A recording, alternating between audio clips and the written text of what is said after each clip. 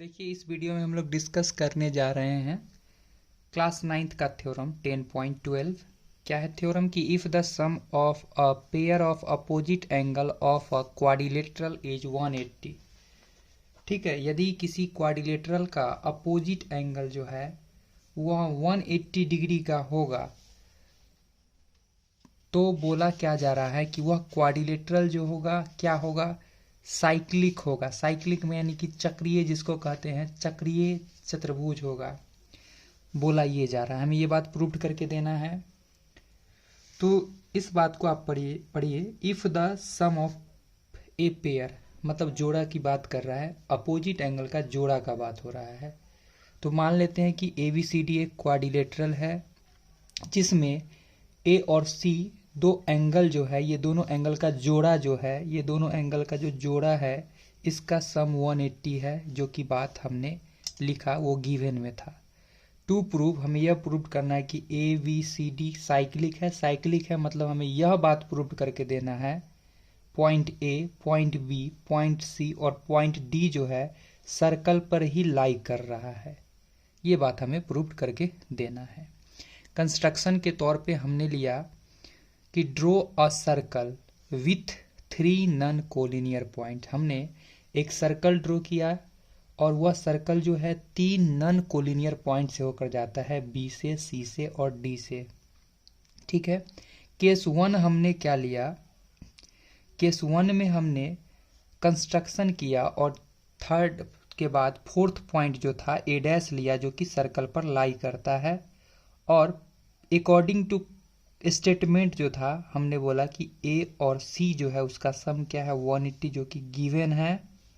ठीक है, और चूंकि यह एक साइक्लिक क्वाड्रिलेटरल की बात हो रही है, हमने बोला कि ए डैश पॉइंट को हमने सर्कल पर लिया है, यानी ए डैश और सी दोनों एंगल का सम 180 होगा, क्योंकि opposite angle of cyclic quadrilateral की बात होगी तो क्या होगा, अपोजिट एंगल का सम 180 होगा। क्लियर है। अब ये from equation first and second 180 दोनों आपस बराबर, यानी कि angle A plus angle C जो होगा ए डैश प्लस सी के इक्वल होगा। हम पहले इसको लिख दिए, इससे कोई मतलब नहीं, आप इसको भी पहले लिख सकते हो। एंगल सी से एंगल सी कैंसिल हो जाता है, इससे यह स्पष्ट होता है कि ए डैश और ए जो है इक्वल एंगल फॉर्म कर रहा है, बना रहा है। ये एंगल और ये एंगल इक्वल है, ये तभी पॉसिबल है जब यह इसी पे होगा, यानी ए डैश और ए क्या होगा, सेम पॉइंट पे होगा। सो हम बोल पाएंगे A and A dash are same point, इसलिए A will also lie on circle, इसलिए हम बोल सकते ए भी लाई करेगा सर्कल पर ही। हेंस हम बोल सकते हैं A B C D are concyclic, A B C D point जो है कॉन्साइक्लिक है। देयरफॉर हम बोल सकते हैं ए बी सी डी और साइक्लिक क्वाड्रिलेटरल। तो यहाँ पर हमने एक केस 1 लिखा है। केस सेकेंड क्या हो सकता है, थोड़ा आप लोग समझिए इस बातों को, क्या रखा है रातों को। मान लीजिए लेट सपोज कि हम लोग फिगर को ऐसा बनाते, ये ए होता, ये बी होता, ये सी होता और ये डी होता, और ए डैश मान लीजिए बाहर के पॉइंट पे होता।